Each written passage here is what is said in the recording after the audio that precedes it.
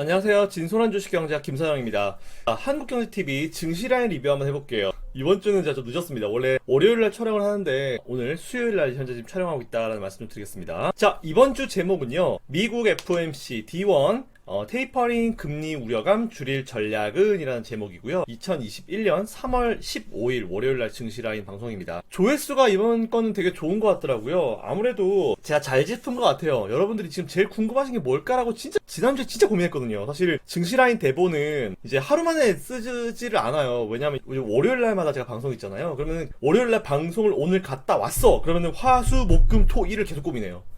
고민도 하고 주제가 정해지면 자료조사하고 이게 단순히 10분만 나가서 쭉 말씀을 드리는 건데 보는 자료가 되게 많아요. 그리고 해외 자료 같은 경우도 많이 체크하고 뭐 되게 많이 체크를 해서 뭔가 딱 결과물로 만들어 놓고 여러분들께 보여드리는 거기 때문에 원래 말이 좀 빠르긴 하지만 증시라인 할 때는 제가 좀 말이 좀 더 빠릅니다. 일단 종목 리뷰 한번 해보겠습니다. 이게 지난주 금요일 기준 우리 수익률인데 ICD 지난주 제일 포인트는 ICD였던 것 같아요. ICD가 갑자기 확 급락을 하면서 여러분들이 진짜 놀라셨을 텐데 전화 연결이라도 되면은 ICD 뭐 괜찮습니다 이렇게 말씀드리고 추가 배수하십시오 할 텐데 이 증시 라인이 딱딱 스케줄링이 돼 있잖아요. 그러니까 되게 빡빡해요. 전화해서 제가 함부로 끼어들 수가 없거든요. 어쩔 수 없이 뭐 제가 중간에 전달을 못 드렸습니다. 이게 무슨 일이 있었나? ICD 같은 경우는 지난주에요. 요날이죠, 요날. 지난주 목요일이었나요? 이날 갑자기 급락을 했어요. 이게 왜 급락을 했냐? 이유를 한번 찾아볼게요. ICD 원익 IPS가 이제 ICD를 상대로 150억 규모의 FPD 제조 장비 관련 영업 비밀 침해 소송인데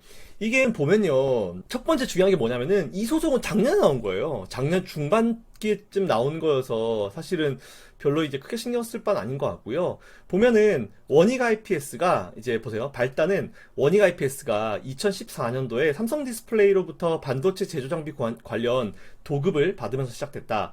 이 회사는 당시 FPD 제조 장비를 만들면서 A사와 협업을 했다. 이후에 삼성 디스플레이는 2016년도에 협력사를 기존의 원익 IPS에서 ICD로 바꿨어요. 네, 바꿨습니다. 그리고 A사는 그 이후에도 ICD와 함께 일을 했다. 이 원익 IPS 측은 A사를 통해서 자사 기술이 ICD로 넘어갔다라고 보고 있다. 그러니까 원래 삼성 디스플레이가 수주를 줬죠. 수주를 줘서 밑에 원익 IPS랑 A사가 있어요. 근데 여기서 삼성 디스플레이가 원익 IPS를 뚝 빼버리고 이 자리에 ICD를 넣은 거예요. 그러니까 원익 IPS 입장에서는 이 A사가 이제 가지고 있었던 그 기술을 이제 ICD 쪽으로 넘겼다라고 생각을 하는데 ICD 쪽은 사실은 이거 객관적으로 보더라도 모르겠어요. 뭐 기술이 사실 이번에 적용된 기술 자체도 되게 일반적인 기술이라고 하더라고요. 그러니까 이게 문제가 뭐냐면은, ICD는 어쨌든 도구업체잖아요. 그 위에 삼성 디스플레이 있을 거 아니에요. 그러니까 이게 원래 했었던 이 사람들 두 명의 어떤 그 툴이 있잖아요. ICD 거기 들어왔으니까 그냥 얘네들이 우리 원래 이거 풀대로 있으니까 여기에 맞춰주세요 해서 그냥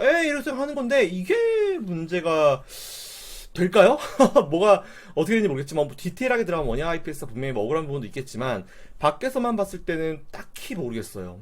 딱히 모르겠습니다. 그래서 이거는 지난해 중순에 제기가 됐어요. 근데 보통 소송은 제기가 되면은 그때 당시에는 조금 문제가 되는데 원래 소송도 제기가 되면은 바로 진행되는 게 아니고 소송이 진행되면은 법원 측에서 양쪽 회사 측에다가 뭐 서류를 쫙 받아요. 그래서 분석을 하고 어느 정도 시간이 지나고 나서 이제 자 우리 첫 번째 기일은 언제입니다. 기일을 이제 지정해 주거든요. 그래서 이제 첫 번째 기일이 지난 9일이었죠. 그날 이제 9일이 첫 번째 기일이었는데 이게 되게 웃긴 게 뭐냐면은 이미 작년에 한번 이제 그 소송을 당해가지고 이제 이슈가 된 건데 이게 무슨 준비 기일이라고 이걸 갖다가 주가를 밀었는지 모르겠어요. 그래서 이거는 무조건 추가 매수거든요. 이런 기회주는 무조건 추가 매수입니다. 여러분 꼭 기억하세요.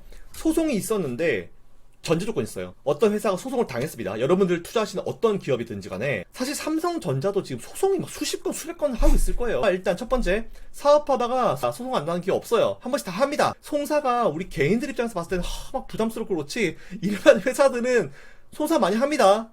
법원은 그냥 끼고 살아요. 그거는 전혀 문제되는 부분이 없다. 우리 입장으로 생각하지 말고 회사 입장으로 생각해라. 자, 두 번째 소송을 당했는데 그 금액이 얼마다? 이번에 ICD는 150억이죠. 자, 150억이면은, 오케이. 최악의 경우에 150억을 물어줄 수 있잖아요. 그러면은, 이제 물어줄 수 있는데 그 150억이 이 회사의 전체 버는 거에 비해서 몇 퍼센트인지를 봐야 돼요. 근데 ICD는 지금 1년에 매출이 막 몇천억씩 나오는 기업인데, 뭐, 모르겠어요. 이걸 굳이 뭐 크게, 신경을 쓸 필요가 있나? 라는 생각이 들고요. 어쨌든 수천억 원대 매출을 만들어내는 기업인데, 150억. 모르겠습니다. 뭐 ICD가 뭐 보수적으로 잡아가지고 이걸 다 뺀다 하더라도 사실은 이거 가지고는 문제시 삼으면 안 되는 거죠. 주가나 회사의 어떤 미래 가치에. 그런 부분 체크해 주시면 될 것 같고요. 제가 옛날에 실전 투자를 실제 제가 개인적으로 투자했었던 기업 갑자기 요 케이스 하나 있는데 제가 한번 보여드릴게요. 휴젤이라는 기업이에요. 때는 바야흐로 2017년입니다. 휴젤을 이때쯤 매수했어요. 대략적으로 거의 바닥에서 매수했거든요. 거의 바닥에서 매수를 했고 매수가가 10만원 조금 아래쪽이었던 것 같은데 저 타이밍에 휴젤이라는 종목을 매수를 했었어요. 그래서 이제 쭉 괜찮았죠? 쭉 괜찮았고 이제 수익률이 쭉쭉 올라오고 있어가지고 아유 괜찮다 하고 있었는데 원래 이때쯤이면 수익률이 한 30% 넘어가 있잖아요. 그래서 뭐 아유 30% 정도면은 뭐 언제든지 팔아도 괜찮은 상황이다. 뭐 하한가 한번 두드려 맞아도 괜찮다. 이런 시점이었는데 아니 이게 갑자기 장중에 이렇게 훅 밀리더니 제 매수가 이하로 내려서 손실로 바뀌는 거예요. 단 하루 만에. 하루도 아니야. 이거 분봉 보면 그거 진짜 짧아요. 그래서 제가 야씨 뭐지 이러다가 그냥 에이 그냥 어쩔 수 없다 해가지고 아래 꼬리 달고 올라오길래 121선 좀 넘어가지고 한 20% 정도 수익권에서 절반을 팔았어요. 21선권에서 올라오길래 절반 팔았거든요. 신경 쓰고 싶지 않아가지고 비중도 살짝 좀 태워가지고 절반 팔고 이제 나머지 절반을 들고 있다가 나머지 절반은 딱 진짜 제가 목표 한 20만 원에서 이제 매도를 했거든요. 그래서 딱 100% 수익을 1년 안 되고 한 7, 8개월 만에 이제 수익을 낸 것 같은데 그때 어떤 일이 있었냐면은 휴젤에서 이제 보톡스잖아요. 이제 보툴렉스라는 제품을 맞고 이제 약물에 대한 어떤 중대한 이상 반응이 나왔다 이런 얘기가 나온 거예요. 결국 그날 주가 확 밀려가지고 막 미친 듯이 내려갔는데 이게 보면은 참 이런 케이스가 많은 것 같아요. 매수를 하고 싶은데 저 회사 주가를 끌어올려야 돼. 그러면은 이상한 막 지방의 어떤 인터넷 신문들 그런 데다가 뭔가 기사를 하나 내. 절대 메인 어떤 기사는 안 나와요. 뭐 환경이라든지 뭐 이런 데는 절대 안 나와요. 지방에 있는 어떤 조그만 인터넷 그 신문사 쪽에다가 기사를 냅니다. 그래가지고 그거 다 빵 띄운 다음에 물량 딱 떨어지면은 그걸 딱 받아먹고 보면 100%죠 이거는. 그렇잖아요. 이거 너무 의도가 있어 보이는 흐름이잖아요. 이거 그 이후에 뭐 금감원이 뭐 하진 않은 것 같긴 한데 신고 들어간 사람이 없어가지고 어차피 주가 올라왔으니까 한 거 없는 것 같은데 이런 케이스가 되게 많아요. 특히 좋은 기업들 주가를 더 받아먹으려고 일부러 악의적인 기사를 띄우는 세력들이 되게 많거든요. 저는 이런 거를 진짜 너무 많이 당해봐가지고 그때마다 참 지겹다는 생각이 들긴 드는데 그래도 뭐 이게 너무 일반적인 주식시장에서 너무 일반적인 거기 때문에 이런 건 없어져야 되지만 일반적인 거기 때문에 이제 가끔가다 나오면 걱정이 됩니다. 특히나 저는 그래요. 이런 세력들을 빨리 다 때려잡아야 되는 게 제가 지금 공매도를 개인들도 할 수 있게 이제 열어달라고 제가 주장을 하고 있는 상황이잖아요. 근데 저런 세력들이 계속 설쳐되면은 개인들이 공매도를 할 때 저런 악의적인 세력들이 일부러 저런 기사들을 더 많이 띄울 수 있어요. 그러면은 회사의 미래 성장 가능성을 보고 이제 장기 투자하시는 어떤 투자자님들은 손해를 볼 수밖에 없거든요. 맞잖아요. 그러니까 이런 것들을 다 때려잡아 놔야 돼요. 다 때려잡아 놓고 나서 이제 일반 개인 투자자들도 공매도를 할 수 있게 그렇게 만들어 놔야지. 참 나쁜 놈들 진짜 많아요. 보면 주식시장에 진짜 더럽고 치사한 것들 진짜 많거든요. 그런 건 진짜 조심해야 될 것 같긴 해요. 하여튼 그거 갖다 항상 여러분들은 염두에 두시고 항상 이제 매수를 하실 때 그래도 기업이 좋은 기업에 실적 잘 나는 기업에 투자하셔야 됩니다. 그런 기업에 여러분들 투자를 하시면은 서서 저런 일이 있다 하더라도 이제 버틸 수 있거든요. ICD도 마찬가지잖아요. 근데 그렇지 않은 기업, 진짜 막 테마성이 너무 짙어가지고 실적도 못 내고 막 재무제표 통과 겨우 시키고 이런 기업에 투자를 했는데 저런 흐름 한번 나오잖아요. 그러면 여러분들이 계속 들고 있으실 수 있겠어요? 저라도 매도하지. 그쵸? 그러니까 그 부분은 그 투자에 대한 팁을 드리는 거예요. 항상 여러분들이 실적이 잘 나오는 기업에 투자를 하셔야 되는 이유가 바로 이런 이유다라고 좀 체크해 주시면 될 것 같습니다. 자, 그럼 우리 ICD는 뭐 충분히 봤죠? 과거 케이스, 제가 실제로 겪었던 케이스도 말씀드렸으니까 그 부분 체크해 주시면 될 것 같고요. 그 다음 SK바이오팜 한번 볼게요. SK바이오팜. 참 얘는 애매기죠. SK바이오팜 같은 경우는 사실은 이제 주가가 크게 한번 훅훅 떨어진 게 그 물량 때문이었잖아요. 이번에 대규모 물량이 나오면서 거래량이 빵 터지면서 그랬는데 SK바이오팜 같은 경우는 지금 뭐가 문제냐면은 아직까지 나오지 않은 물량들을 좀 소화를 시켜줘야 돼요. 그러려면은 대량 거래가 나와야 되거든요. 그래서 사실 저는 이때 딱 이제 한번 주가가 떨어지면서 수익률이 지금 한 20, 30%가 하루 며칠 만에 떡 날아갔잖아요. 근데 솔직히 투자자의 관점으로 봤을 때는 전 이 거래량 이거 되게 긍정적으로 봐요. 네, 이게 뭐 누가 털고 나간다 이런 게 아니고 SK바이오팜 같은 경우는 사실은 거래량이 좀 나와줘야 돼요. 거래량이 나와가지고 나올 매물들을 다 받아주고 나서 이제 주가를 다시 끌어올릴 거거든요. 보통 이런 기업들이 그렇게 진행이 돼요. 그러니까 제가 이번 주에도 말씀드렸지만 이거를 우리가 추가 매수를 하지는 않을게요. 추가 매수 나중에 봐서 진행을 하고 오히려 다른 종목으로 이제 커버링 해나가는 그런 전략을 한번 취할 수 있도록 하겠습니다. 어쨌든 SK바이오팜이랑 그리고 이 ICD 같은 경우는요 그대로 홀딩 포지션 취하시면서 여러분들께 제가 계속 멘트를 드릴 수 있으면 좋을 것 같습니다. 어쨌든 뭐 본의 아니게 조금 이제 고생을 하시게 됐죠. 근데 그 부분에 대해서는 제가 정중하게 사과 말씀드리고 다음 주 월요일에 증시 라인에서 이제 슬슬 시작하겠습니다. 장기 포트 하나 알려드릴 거고요. 그리고 단기 포트 원래 3% 저희가 한 3종목씩 했잖아요. 근데 일단 하나만 하려고요. 감이 좀 돌아올 때까지. 감이. 맨날 보면 이제 그 시청자님들 많은 분들이 이 형 아직 감 안 돌아왔다 막 그렇게 말씀하시잖아요. 예, 감이 좀 돌아올 때까지는 일단 1개에서 2개만 할게요. 그러니까 아마 다음 주는 특별한 어떤 이슈가 있지 않은 이상 장기 포트 하나, 단기 포트 하나 이렇게 소개를 해드릴 거니까 그렇게 참고해 주시면 될 것 같습니다.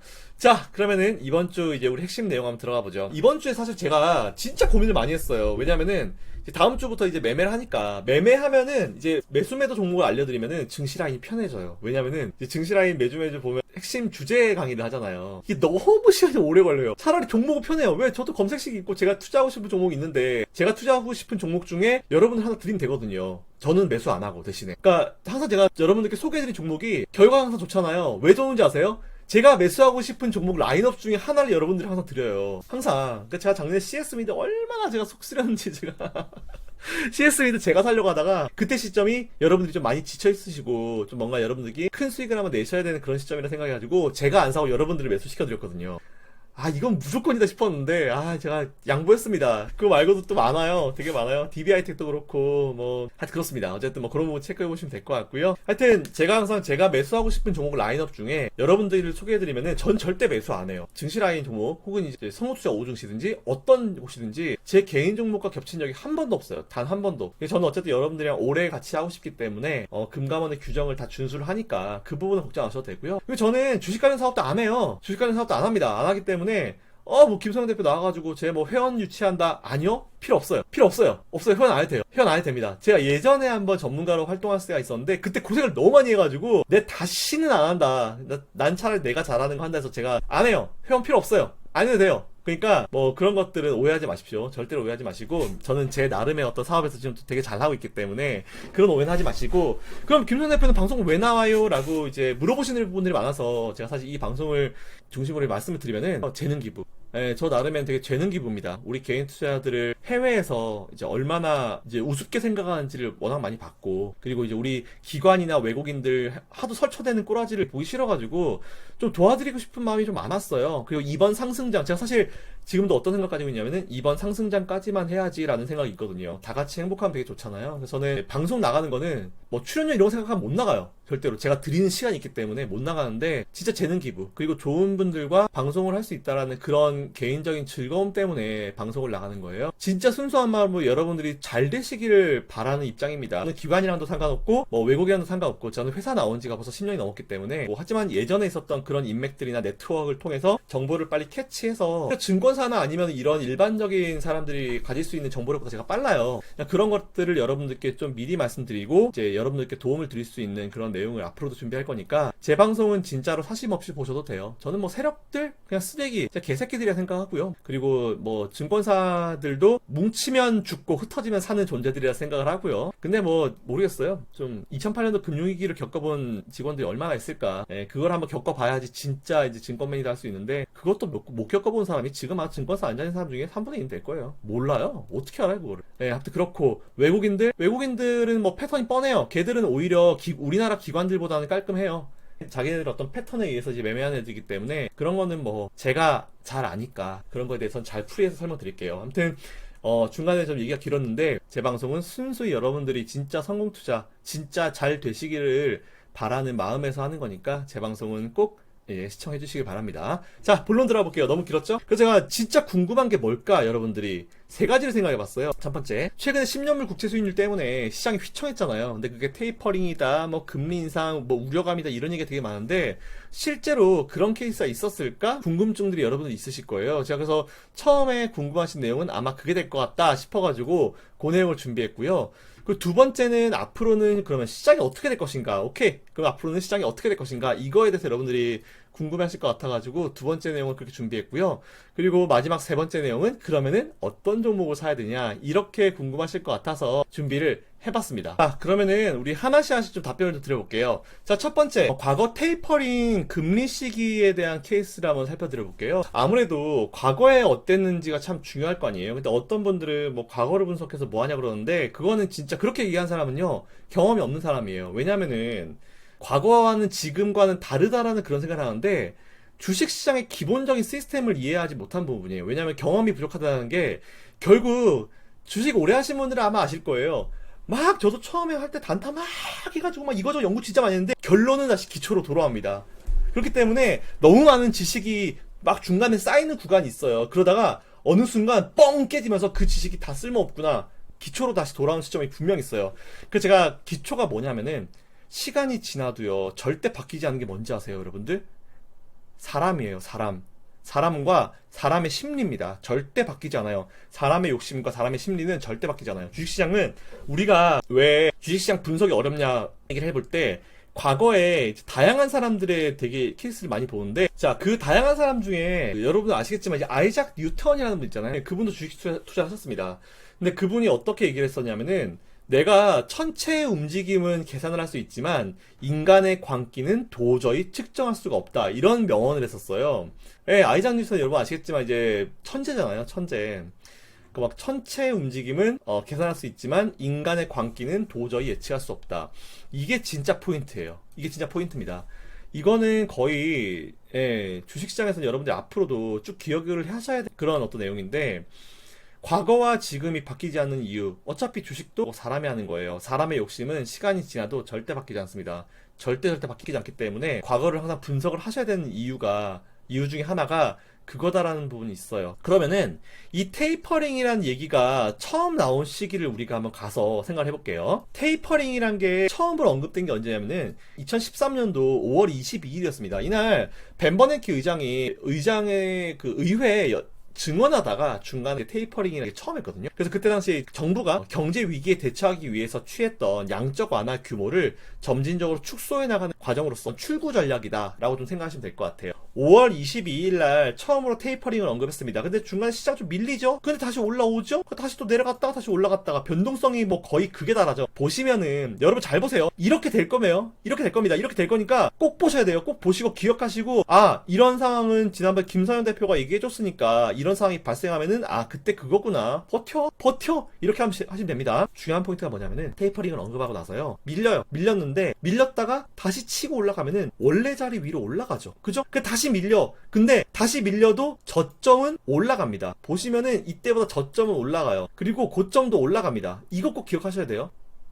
기억하셔야 됩니다. 그렇게 되면서 이제 세 번의 흐름을 만들어주고 그 이후에 쭉쭉 올라가는데 제가 이번에 오늘 이제 밤에 FOMC에서 왜 테이퍼링이 안 나올 거라 예상하냐면은 테이퍼링 카드는 굳이 지금 쓸 필요가 없어요. 여러분들 왜 오락실 가서 게임 해보셨죠? 뭐도 게임 격투 게임 해보셨잖아요. 그러면은 필살기 한번 쓰려고 에너지 꽉 모으잖아요. 그러고 있다가 그 필살기를 노멀한 상황에 바로 써요? 아니죠. 상대방 에너지 좁혀가지고 막 에너지 막 다 깎아놓고 요만큼 남았을 때 필살기 쓰면 쟤 끝낼 수 있겠구나 싶을 때 필살기 쓰잖아요. 중간에 물론 쓰시는 분도 있겠죠. 하지만 저는 안 그래요. 테이퍼링이나 YCC 같은 경우는 이건 진짜 필살기예요. 근데 굳이 이걸 지금 같은 노멀한 상황에서 이번에 또 돈 썼어요. 그리고 테이퍼링이 또 왜 안 나올 거라고 생각하냐면은 지금 바이든이 1조 9천억 달러 규모의 돈을 지난 주말부터 풀기 시작했어요. 지금은 돈 푸는 거 ING입니다. 돈 푸는 거 ING인데 돈 풀고 나서 지금 채권 금리가 1.6%까지 올라간데도 불구하고 시장 발작 안 하잖아요. 이게 뭐냐면은 시장이 1.6%라는 이 금리에 적응을 했다는 얘기예요. 네, 이제는 1.6% 올라가도 시장이 지난번처럼 딱히 그렇게 움직이지 않을 겁니다. 적응을 했기 때문에. 이제는 1.65, 1.7 이거에 발작을 하겠지만 그것도 시장은 천천히 적응을 할 거예요. 그러니까 이 적응 과정에서 여러분들이 막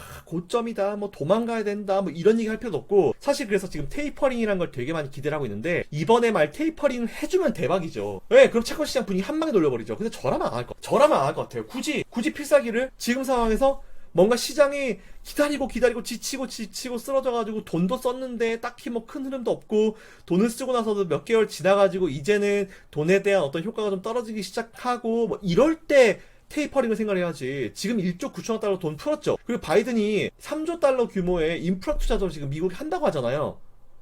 왜 계속 지금 돈을 푸는 상황이에요? 우리나라도 지금 이번 달 말부터 4차 재난지원금 나오잖아요. 돈을 푸는 상황에 지금 테이퍼링을 왜 해요? 일단 돈을 틀어 막아야지. 그잖아요. 테이퍼링을 바라는 거는 과욕이에요. 과욕. 지금은 안 나와요. 그리고 YCC는 모르겠다. 근데 나오면 좋은 거예요. 나오면 좋은 건데 저라면 지금 이 카드 안 꺼내요. 왜냐면 지금 카드 꺼내면 나중에 카드 꺼낼 게 없어요. 제가 평소에 아는 자넷 옐런이나 파월이라면 파월도 사실 오랜 기간 진행되면서 그분의 어떤 스타일이 제가 이제 이해가 됐고, 그리고 자넷 옐런은 2015년도 2월달부터 이제 연준 의장이었잖아요. 자넷 옐런 의장 과거 경험해본 바로는 자넷 옐런이라면 이번에 테이퍼링이나 이런 거 안 해요. 안 합니다. 그래서 일단 이거는 뭐 제 생각이기 때문에 바뀔 수도 있는데, 만일 하게 되면은 이건 진짜 시장이 굉장히 좋은 분위기가 바로 그럼 슈팅 나오죠. 근데 굳이 지금 안 했으면 좋겠어요.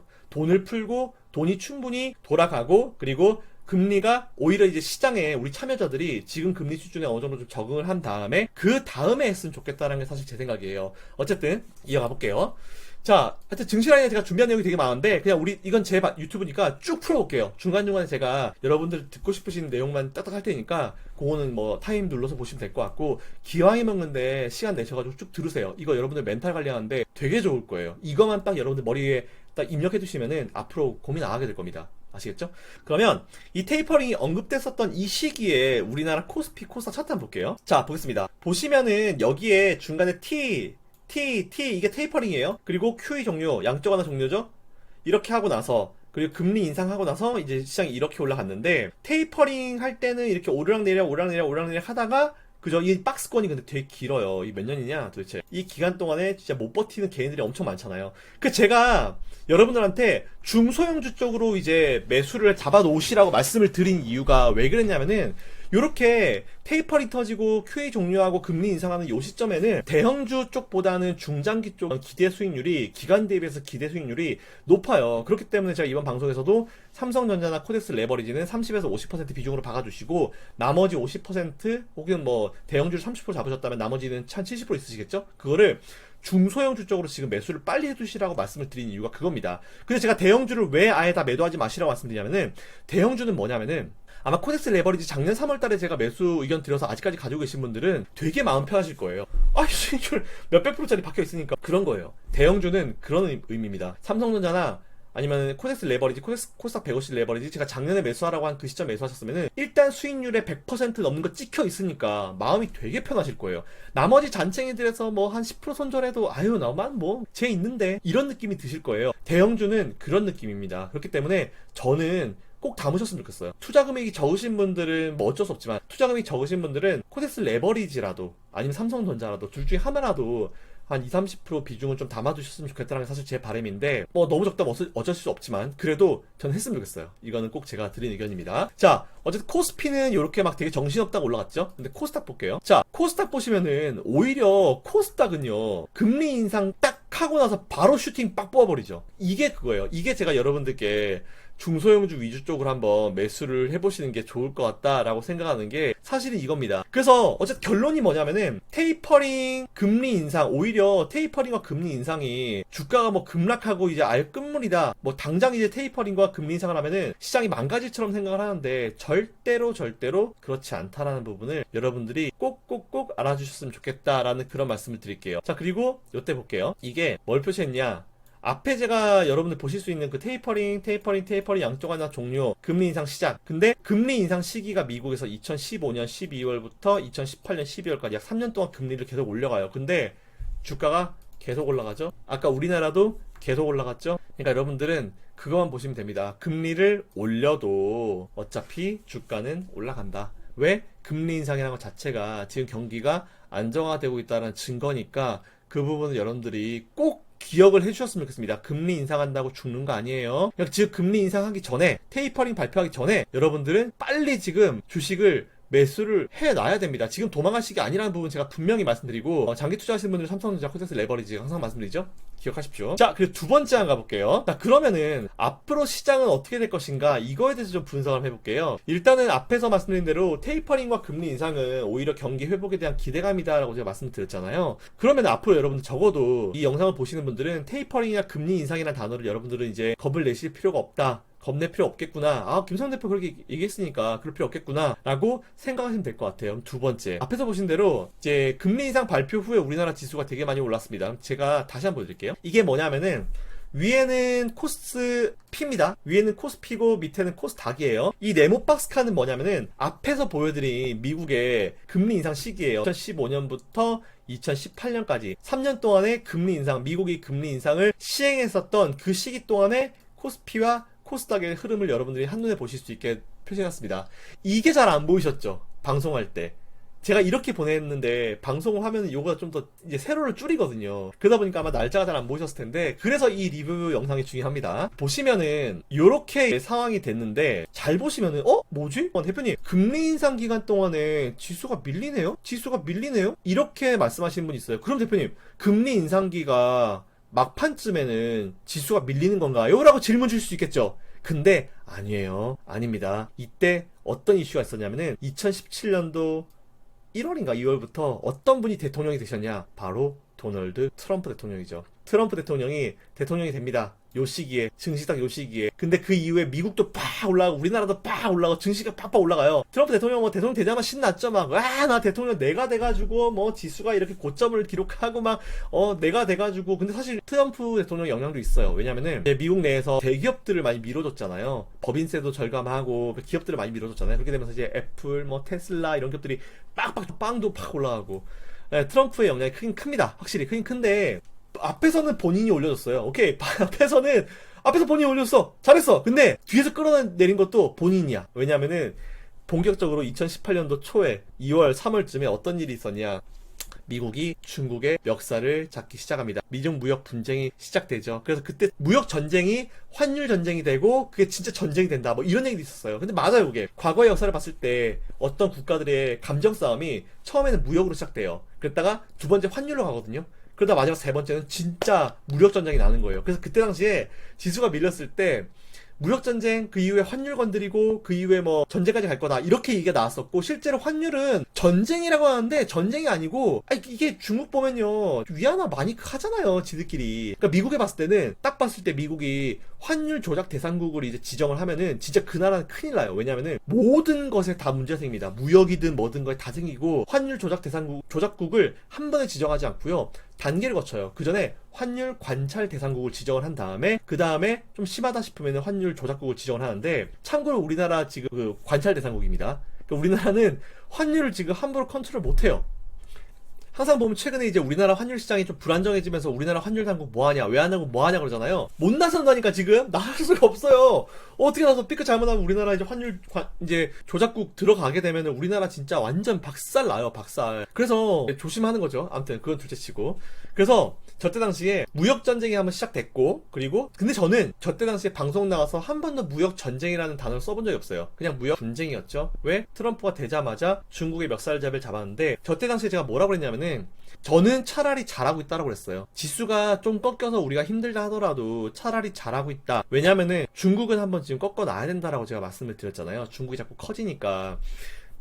트럼프 대통령 같은 사람이 나와가지고 한번 이제 중국의 어떤 그 상승세를 꺾어놔야 된다라고 좀 생각을 했어요. 왜냐면은 중국이, 우리나라도 마찬가지지만 진짜 좋은 예능들을 갖다가 이제 돈을 주고 사가야 되는데 자기들 마음대로 비슷하게 한 게 되게 많잖아요. 그러니까 그것도 마찬가지고 반도체도 그렇고, 중국에서 이제 미국으로 많은 유학생들을 보내고 실리콘밸리에 넣어가지고 핵심 기술을 빼가지고 다시 중국으로 넘어가고 이런 케이스가 되게 많으니까 미국에서 다 차단시키는 거죠. 중국 유학생 다 차단시켜가지고 한 거죠. 저는 어쨌든 결론적으로 놓고 보면은 제 개인적인 의견은 그게 나쁘다 생각은 안 해요. 한번 제한을 해야 되는데, 중국을 누가 제한할 수 있어요? 우리나라가 할 수 있어요. 수출을 제일 많이 하는 국가가 중국인데, 그래서 우리나라랑 중국이 증시가 커플링이 발생하는 건데 못하죠. 유일하게 할 수 있는, 전 세계에서 유일하게 할 수 있는 게 미국인데, 그동안 미국 정부는 오바마 때도 그렇고 딱히 중국 안 건드렸죠. 근데 이번에 트럼프 대통령이 한번 했잖아요. 전 잘했다 봐요. 최근에 보면은 다시 이제 바이든 대통령이랑 이제 그런 얘기가 나오고 있잖아요. 저도 그것도 초반에는, 정권이 바뀌면 초반에 미국과 중국 이런 감정 싸움은 피할 수 없다 보고 있습니다. 그런 부분 체크해 주시면 될 것 같고요. 이제 트럼프 대통령이 그때 당시에 중국제 수입품에다 25% 관세를 딱 부과를 하면서, 그 행정명령에 사인을 하면서 이제 수년간에 걸친 미중 무역 분쟁이 시작됩니다. 그래서 저게 절대로 금리 인상이 후유증이 아니다라는 말씀을 제가 꼭 전해드릴게요. 자, 그 부분 체크해 주시면 될 것 같고요. 자, 그럼 마지막, 그럼 이제 뭘 사야 되나, 이게 여러분 제일 궁금하실 텐데, 자, 보시겠습니다. 다우존스 차트죠? 이 부분은 체크해 보시면 될 거고, 3월달 밀린 거 다 아시죠? 이거는 체크해 보시면 될 것 같고요. 마지막입니다. 자, 이거 보면서 얘기하죠. 그럼 우리가 뭘 사야 되냐? 이걸 봤을 때 코스피, 코스닥 둘 다 안정적인 흐름을 만들어 줬기 때문에 두 시장의 모두 종목을 다 매수를 해야 되는 건 정상이고요. 보시면은 단기간 내에 진짜 세게 빠르게 치고 올라가는 건 코스닥이 더 강하잖아요. 그렇기 때문에 아무래도 우리가 주식을 할 때 중소형주를 매수하는 거는 단기간에 이렇게 뭔가 한번 큰 수익을 보기 위해서 들어가는 거니까 당연히 중소형주 쪽에 관심 가지라 말씀을 그렇게 드린 겁니다. 결론 줘볼게요. 대형주 쪽, 삼성전자나 코덱스 레버리지를 비롯한 대형주 쪽에 적어도 30에서 50%까지는 비중을 맞춰주시고요. 중소형주 쪽에는 그러면 50에서 한 70% 정도 들어갈 수 있겠죠. 그 정도 비중을 맞추셔서 투자를 해보시면 참 좋겠다라는 말씀드리고, 어떤 종목을 매수해야 되냐, 그거를 제가 다음 주 월요일날 증시 라인에서 종목으로 보여드리겠습니다. 제가 작년에 얼마나 잘했는지는 여러분들이 잘 알고 계실 거고요. 한번 볼까요? 오랜만에 보여드릴게요. 작년에 저희가 우리 매매한 종목입니다. 자, 이 종목들 보시면 아시죠? 우리 작년 5월 달에 제가 처음 시작했잖아요. 손실 본 종목은 없습니다. 이게 그 단기 포트부터 시작해서 장기 포트까지 손실 본 종목 없고, CS 윈드는 뭐 359%, 시간이 좀 걸릴지언정, 아시겠죠? 시간이 좀 걸릴지언정 작년에 우리가 손실 마감한 종목은 없어요. 그러니까 올해도 많은 기대 부탁드리고요. 그렇지만 저는 입으로 안 합니다. 입으로 안 하고 그냥 수익률로 보여드리고, 제가 준비한 내용이 여기까지입니다. 오늘 영상이 도움이 되신 분은요, 바로 위에 구독 신청해 주시고요. 구독 신청하신 분들 알림 설정도 꼭 해주세요. 알림 설정을 왜 해야 되냐? 제가 시장에 급등락이 좀 있을 때 그 커뮤니티에다가 글을 써드려요. 시장 분석 오늘 몇 빠집니다. 이건 어떻게 분석해야 됩니다. 라고 글을 써드리니까 알림 설정하신 분들은 그 글을 보실 수 있어요. 바로바로 보실 수 있으니까요. 행복한 한 주 보내시고요. 이번 주 금요일 날 오후 성공투자 오후 증시로 뵙겠습니다. 감사합니다.